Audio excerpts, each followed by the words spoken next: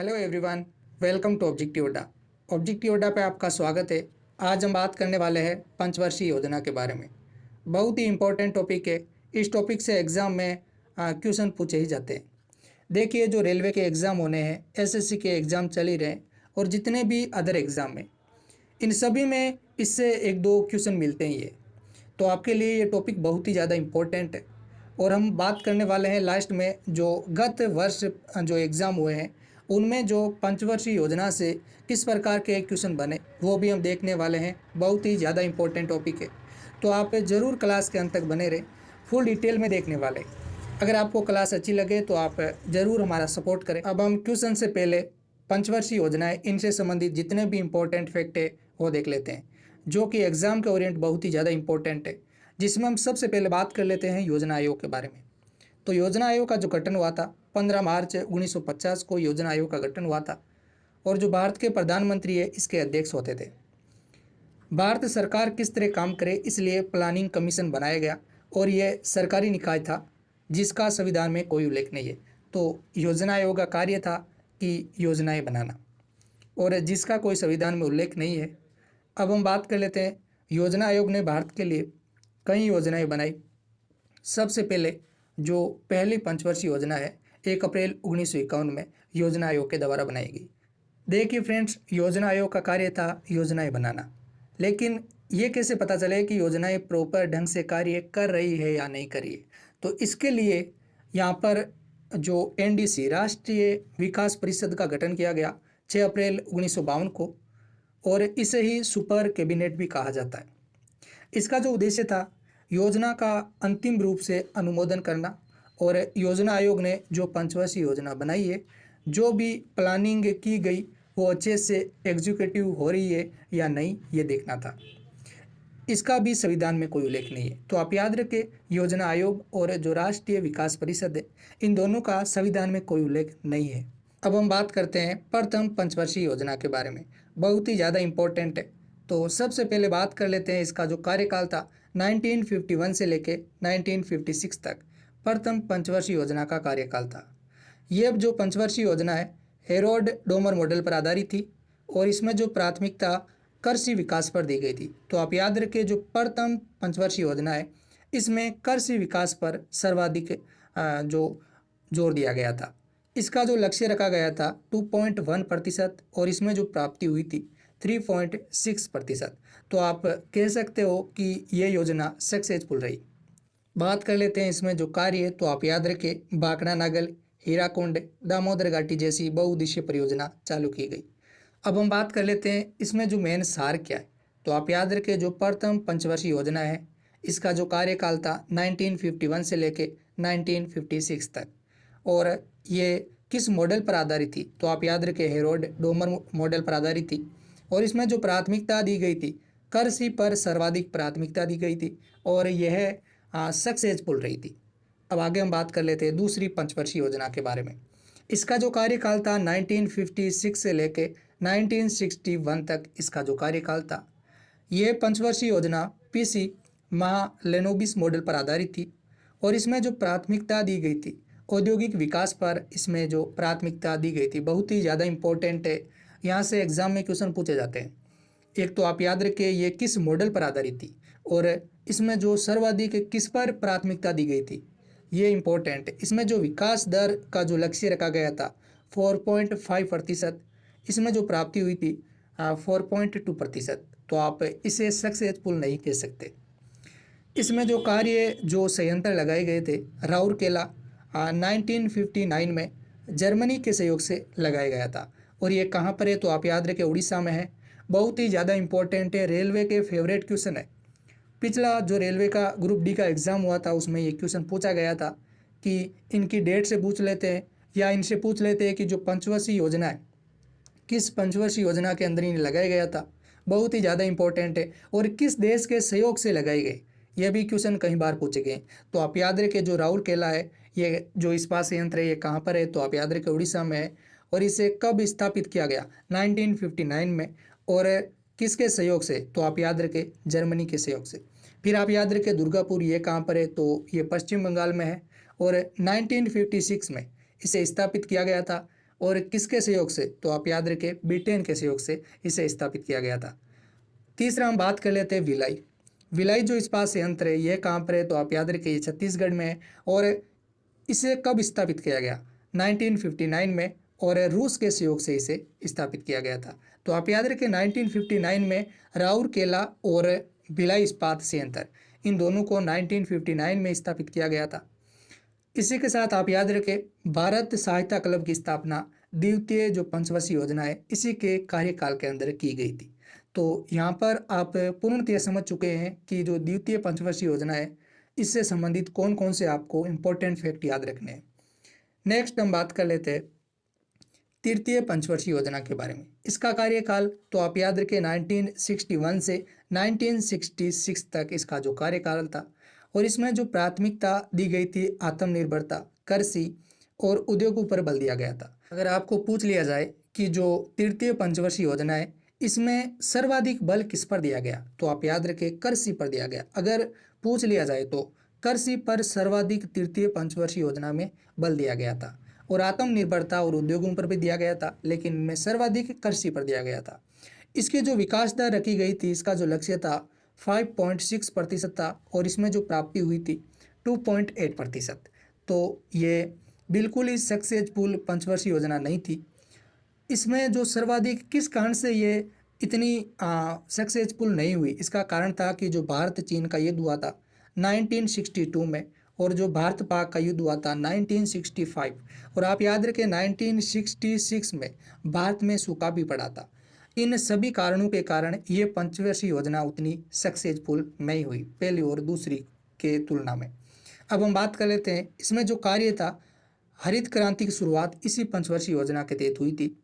इस योजना के तहत जो बोकारो इस्पात संयंत्र है 1964 में रूस के सहयोग से लगाया गया था। और जो बोकारो इस्पात संयंत्र है ये कहाँ पर है, तो आप याद रखें झारखंड में। आप जरूर याद रखें, यहाँ से एक क्वेश्चन ये बनेगा कि जो मैंने 3 पीछे इस्पात संयंत्र आपको बताए और अभी ये चौथा है बोकारो इस्पात संयंत्र, तो यहाँ से ये क्वेश्चन बन सकता है कि जो पंचवर्षीय योजना से संबंधित तीसरी पंचवर्षीय योजना में किस इस्पात संयंत्र को लगाया गया था। तो आप याद रखें बोकारो इस्पात संयंत्र को तीसरी पंचवर्षीय योजना के तहत लगाया गया था और 1964 में रूस के सहयोग से इसे लगाया गया था। कहाँ पर है, तो आप याद रखें झारखंड में।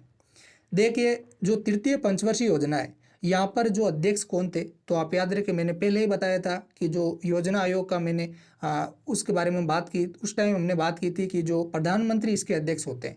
तो पहली, दूसरी और तीसरी इन तीनों पंचवर्षीय योजना जिनमें जो अध्यक्ष थे पंडित जवाहरलाल नेहरू जी, जो कि भारत के प्रधानमंत्री थे। नेक्स्ट हम बात कर लेते हैं, यहाँ पर देखिए जो 1966 से लेकर 1969 तक यहाँ पर 3 वर्षों के लिए वार्षिक योजना चलाई गई थी, जिसे योजना अवकाश भी कहा जाता है। तो इन योजनाओं के मध्य में 3 जो योजना अवकाश चलाए गए थे। जो पहला ये योजना अवकाश है 3 वर्ष के लिए था 1966 से लेकर 1969 तक। बहुत ही इंपॉर्टेंट है, यह आपको जरूर याद रखना चाहिए। अब हम बात करते हैं चौथी पंचवर्षीय योजना के बारे में। तो आप याद रखें इसका कार्यकाल था 1969 से 1973 इसका जो कार्यकाल था। और चौथी पंचवर्षीय योजना की अध्यक्ष थी प्रधानमंत्री इंदिरा गांधी। ये पंचवर्षीय योजना DR गॉडगिल मॉडल पर आधारित थी और इसमें जो सर्वाधिक बल दिया गया स्थिरता के साथ आत्मनिर्भरता पर बल दिया गया, कृषि तथा सिंचाई को भी इसमें महत्व दिया गया। इसमें जो कार्य हुए थे 14 बैंकों का राष्ट्रीयकरण किया गया और इसरो की स्थापना भी इसी पंचवर्षीय योजना के तहत की गई। तो आप याद रखें इसरो की स्थापना कब हुई, तो आप याद रखें 1969 में इसरो की स्थापना हुई थी। अब जो सबसे ज़्यादा इम्पोर्टेंट आपको याद रखने वाली बात है कि जो सर्वाधिक कृषि वृद्धि दर किस पंचवर्षीय योजना के तहत देखी गई, तो आप याद रखें चौथी पंचवर्षीय योजना के तहत सर्वाधिक कृषि वृद्धि दर देखी गई। बहुत ही ज़्यादा इंपॉर्टेंट है। नेक्स्ट हम बात करते हैं पांचवी पंचवर्षीय योजना के बारे में। तो आप याद रखें इसका जो कार्यकाल था 1974 से लेकर 1978 तक। यह पंचवर्षीय योजना अपना कार्यकाल पूर्ण नहीं कर पाई। इसमें जो प्राथमिकता दी गई गरीबी उन्मूलन तथा आत्मनिर्भरता पर इस पंचवर्षीय योजना में बल दिया गया और इस पंचवर्षीय योजना के तहत गरीबी हटाओ का नारा भी दिया गया। इस पंचवर्षीय योजना का जो विकास दर रखी गई, तो आप याद रखिए इसका जो लक्ष्य था 4.4% और इसमें जो प्राप्ति हुई थी 4.5%।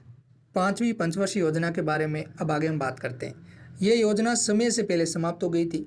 4 वर्ष इंदिरा गांधी की सरकार चली थी।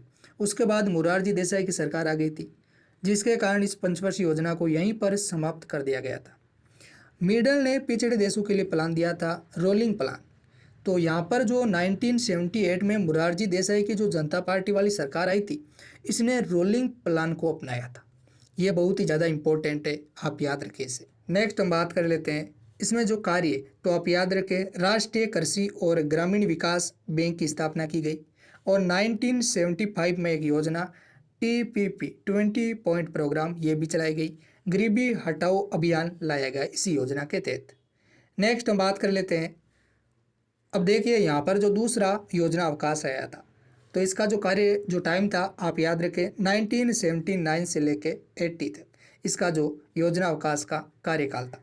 बहुत ही ज़्यादा इंपॉर्टेंट है। पहला योजना अवकाश कब आया था, तो आप याद रखें 1966 से लेके 1969 तक, और दूसरा यहाँ पर आप याद रखें 1979 से लेके 80, ये दूसरा योजना अवकाश था। अब हम बात कर लेते हैं छठी पंचवर्षीय योजना के बारे में। तो आप याद रखें इसका कार्यकाल था 1980 से लेकर 1985 तक। इसमें जो प्राथमिकता दी गई थी गरीबी निवारण, आर्थिक विकास, आधुनिकीकरण एवं आत्मनिर्भरता पर इसमें जो मुख्य उद्देश्य था। इसमें जो कार्य किए गए, ग्रामीण बेरोजगार गरीबी निवारण से संबंधित कई योजनाएं चालू की गई, जिसमें ट्राइसेमी, IRDP, NREP ये योजनाएं इसके तहत चलाई गई। नेक्स्ट हम बात कर लेते हैं सातवीं पंचवर्षीय योजना के बारे में। तो इसका जो कार्यकाल था 1985 से लेकर 1990 तक सातवीं पंचवर्षीय योजना का कार्यकाल था। ये योजना जॉन W मिलर मॉडल पर आधारित थी। इसमें जो प्राथमिकता दी गई थी रोजगार, शिक्षा और जन स्वास्थ्य पर सर्वाधिक इस योजना के तहत बल दिया गया था। देखिए फ्रेंड्स, मैं योजना से संबंधित जितने भी इम्पोर्टेंट है, कोई कचरा नहीं लेके आया हूँ, बिल्कुल भी इम्पोर्टेंट सीधे एग्जाम में जो पूछे जाएंगे वही लेके आया हूँ। आप याद रखें इस जो पंचवर्षीय योजना के तहत, सातवीं पंचवर्षीय योजना के तहत भोजन, काम और उत्पादन का नारा इसी योजना के तहत दिया गया था। नेक्स्ट हम बात करते हैं इस योजना के तहत कार्य कौन कौन से हुए। तो आप याद रखें गरीबी की माप हुई, जवाहर रोजगार योजना इसी योजना के तहत चलाई गई। आगे हम बात कर लेते हैं जो तीसरा योजना अवकाश आया था 1990 से लेके 91 और 1991 से लेके 92, इनके बीच में ये तीसरा योजना अवकाश आया था। बहुत ही ज़्यादा इंपॉर्टेंट, ये योजनाओं के बीच में 3 योजना अवकाश आए थे। नेक्स्ट हम बात कर लेते हैं आठवीं पंचवर्षीय योजना। इसका जो कार्यकाल था 1992 से लेके 1997 तक आठवीं पंचवर्षीय योजना का कार्यकाल था। इसमें जो अध्यक्ष थे PV नरसिम्हा राव, आप जरूर याद रखें, बहुत ही ज़्यादा इंपॉर्टेंट है। इसमें जो प्राथमिकता दी गई रोजगार वृद्धि, आधुनिकीकरण एवं आत्मनिर्भरता पर मुख्य इस पे जो बल दिया गया। इसमें जो कार्य किए गए, प्रधानमंत्री रोजगार योजना इसी योजना के तहत शुरू की गई। LPG सिस्टम इसी योजना के तहत आया गया। नेक्स्ट हम बात कर लेते हैं नौवीं पंचवर्षीय योजना। इसका जो कार्यकाल था 1997 से लेकर 2002 तक नौवीं पंचवर्षीय योजना का कार्यकाल था। इसमें जो प्राथमिकता दी गई थी मानव विकास के साथ साथ न्यायपूर्ण वितरण एवं समानता पर बल दिया गया। नेक्स्ट हम बात कर लेते हैं 10वीं पंचवर्षीय योजना। इसका कार्यकाल था 2002 से लेके 2007 तक। इसमें जो प्राथमिकता दी गई थी गरीबी और बेरोजगारी को समाप्त करना और अगले 10 वर्षों में प्रति व्यक्ति आय को दोगुना करना, इस 10वीं पंचवर्षीय योजना का मुख्य उद्देश्य था। नेक्स्ट हम बात करते हैं 11वीं पंचवर्षीय योजना के बारे में। इसका जो कार्यकाल था 2007 से लेकर 2012 तक। इसमें जो प्राथमिकता दी गई तीव्रतम एवं समावेशी विकास, रैपिड एंड इंक्लूसिव ग्रोथ 11वीं पंचवर्षीय योजना में प्राथमिकता दी गई थी। कार्य था आम आदमी बीमा योजना, राजीव आवास योजना इस योजना के तहत चलाई गई। प्रधानमंत्री आदर्श ग्राम योजना 11वीं पंचवर्षीय योजना के तहत चलाई गई। नेक्स्ट हम बात कर लेते हैं 12वीं पंचवर्षीय योजना। इसका जो कार्यकाल था 2012 से लेकर 2017 तक और इसमें जो प्राथमिकता दी गई रैपिड एंड इंक्लूसिव ग्रोथ, इसमें जो प्राथमिकता दी गई 12वीं पंचवर्षीय योजना में। देखिए 12 पंचवर्षीय योजना इसके बाद इन्हें समाप्त कर दिया गया। 2014 में जनता पार्टी की सरकार आई और जिसने योजना आयोग को ख़त्म कर दिया और 2015 में नीति आयोग की स्थापना कर दी। और जो अभी नीति आयोग के अध्यक्ष है भारत के प्रधानमंत्री नरेंद्र मोदी। बात कर लेते हैं नीति आयोग के बारे में। National institute for transforming India, इसकी स्थापना 1 जनवरी 2015 में हुई और इसका मुख्यालय नई दिल्ली में। अध्यक्ष है नरेंद्र मोदी, उपाध्यक्ष है राजीव कुमार, सीईओ है अमिताभ कांत। आप जरूर याद रखें, 2015 में आया था नीति आयोग। अब देख लेते हैं जो पीछे के एग्जामों में पूछे गए क्वेश्चन, बहुत ही ज़्यादा इंपॉर्टेंट है। चलते हैं अपने फर्स्ट क्वेश्चन पर। प्रथम पंचवर्षीय योजना में किस क्षेत्र को प्रमुखता दी गई थी? बहुत ही ज़्यादा इंपॉर्टेंट है, आप सभी को पता ही है। जो प्रथम पंचवर्षीय योजना है, इसके तहत जो सर्वाधिक बल दिया गया था, कृषि पर दिया गया था। और आप याद रखें, इसका कार्यकाल था 1951 से लेकर 1956 तक, इसका जो कार्यकाल था। नेक्स्ट हम बात कर लेते हैं, द्वितीय पंचवर्षीय योजना का प्रारूप किसने तैयार किया था? तो आप याद रखें, जो द्वितीय पंचवर्षीय योजना है, इसका जो प्रारूप है पीसी महालनोबिस ने तैयार किया था। देखिए फ्रेंड्स, पंचवर्षीय योजना से उतने हार्ड क्वेश्चन नहीं बनते, नॉर्मल क्वेश्चन बनते हैं, जो सीधे हैं वही दिखाई देते हैं, वही क्वेश्चन बनते हैं। नेक्स्ट क्वेश्चन, किस पंचवर्षीय योजना के दौरान देश में 3 लौह इस्पात संयंत्र स्थापित किए गए थे? तो ये इसके बारे में हमने फुल डिटेल में बात की थी। तो आप याद रखें, द्वितीय पंचवर्षीय योजना के तहत जो 3 लौह इस्पात संयंत्र की स्थापना की गई थी। नेक्स्ट क्वेश्चन, किस पंचवर्षीय योजना के अवधि के दौरान सरकार ने वह कृषि नीति बनाई जिसने हरित क्रांति को जन्म दिया? तो आप याद रखें, तृतीय पंचवर्षीय योजना के तहत सरकार ने कृषि नीति बनाई थी और जिसने हरित क्रांति को जन्म दिया था। नेक्स्ट क्वेश्चन, भारतीय सहायता क्लब की स्थापना किस पंचवर्षीय योजना अवधि के दौरान की गई? तो आप याद रखें, द्वितीय पंचवर्षीय योजना के तहत भारतीय सहायता क्लब की स्थापना की गई। नेक्स्ट क्वेश्चन, तृतीय पंचवर्षीय योजना की कार्यनीति में सर्वाधिक बल किस क्षेत्र के विकास को दिया गया था? तो आप याद रखें, जो तृतीय पंचवर्षीय योजना है, इसमें सर्वाधिक जो बल दिया गया था कृषि पर। नेक्स्ट क्वेश्चन, भारत में पंचवर्षीय योजना अंतिम रूप से अनुमोदित की जाती थी। तो हमने बात की थी राष्ट्रीय विकास परिषद के बारे में, जिसके द्वारा जो पंचवर्षीय योजना को अंतिम रूप से अनुमोदित किया जाता था। नेक्स्ट क्वेश्चन, योजना आयोग द्वारा अब तक कितनी पंचवर्षीय योजनाएं बनाई जा चुकी है? तो आप याद रखिए, 12 पंचवर्षीय योजनाएं योजना आयोग के द्वारा बनाई जा चुकी है। नेक्स्ट क्वेश्चन, भारत में योजना अवकाश था। तो जो सबसे पहला भारत में, यहाँ पर देखिए योजना अवकाश आपके सामने ऑप्शन है कि 1962 में जो चीन और भारत के बीच में युद्ध के पश्चात, या 1966 के सूखे के पश्चात। तो सभी को पता है कि यही इसका राइट आंसर है, 1966 के सूखे के पश्चात योजना अवकाश चलाया गया था। इसका जो कार्यकाल मैंने बताया था 3 वर्ष के लिए लगा था, 1966 से लेके 1969 तक। नेक्स्ट क्वेश्चन, भारत में गरीबी हटाओ का नारा किस पंचवर्षीय योजना के अंतर्गत दिया गया था? तो आप याद रखें, जो हमने बात की थी, जो गरीबी हटाओ का नारा किस पंचवर्षीय योजना के अंतर्गत दिया गया था? तो 5वीं पंचवर्षीय योजना के अंतर्गत गरीबी हटाओ का नारा दिया गया था। नेक्स्ट क्वेश्चन, दूसरी पंचवर्षीय योजना ने किसको प्राथमिकता दी थी? तो आप याद रखें, दूसरी पंचवर्षीय योजना ने भारी उद्योग को यहाँ पर प्राथमिकता दी गई थी। नेक्स्ट क्वेश्चन, निम्नलिखित में से कौन सी पंचवर्षीय योजना सही नहीं है? मतलब यहाँ पर पूछा गया है कि कौन सा क्रम सही नहीं है। प्रथम पंचवर्षीय योजना 1951 से लेकर 56 तक थी, सभी को पता है। दूसरी पंचवर्षीय योजना 1956 से लेकर 61 तक थी। तीसरी पंचवर्षीय योजना 1961 से लेकर 1966 तक थी। और जो चौथी पंचवर्षीय योजना थी, इसका कार्यकाल ये नहीं था, इसका कार्यकाल 1969 से लेकर 74 तक था। तो यहाँ पर जो योजना अवकाश चले थे, तो इसका जो सही नहीं पूछा गया, तो इसका जो राइट आंसर होगा option number D. Next question, किस पंचवर्षीय योजना में भारत की कृषि वृद्धि दर सर्वाधिक रही थी? सभी को पता है कि चौथी पंचवर्षीय योजना के अंतर्गत भारत की जो कृषि वृद्धि दर सर्वाधिक रही थी। नेक्स्ट क्वेश्चन, निम्नलिखित योजना में से भारत में उच्चतम वृद्धि दर किस योजना में रही? तो ये बहुत ही ज़्यादा इंपॉर्टेंट क्वेश्चन है कि जो जितनी भी 12 पंचवर्षीय योजना हुई थी, इनमें जो सर्वाधिक उच्चतम वृद्धि दर किस योजना में देखी गई? बहुत ही ज़्यादा इंपॉर्टेंट है। तो आप याद रखिए, 11वीं पंचवर्षीय योजना में जो उच्चतम वृद्धि दर देखी गई। नेक्स्ट क्वेश्चन, राष्ट्रीय विकास परिषद का गठन किस वर्ष किया गया था? तो आप याद रखें, जो राष्ट्रीय विकास परिषद है, इसका गठन 1952 में किया गया था। तो देखिए फ्रेंड्स, हमने पंचवर्षीय योजना से संबंधित जितने भी इंपॉर्टेंट फैक्ट थे वो देख लिए, और इसी के साथ जो गत वर्ष में एग्जामों में क्वेश्चन पूछे गए थे वो भी देख लिए। अगर आपको ये क्लास अच्छी लगी है तो आप ज़रूर चैनल को सब्सक्राइब कर लें, बेल आइकन को प्रेस करें, लाइक एंड शेयर भी करें।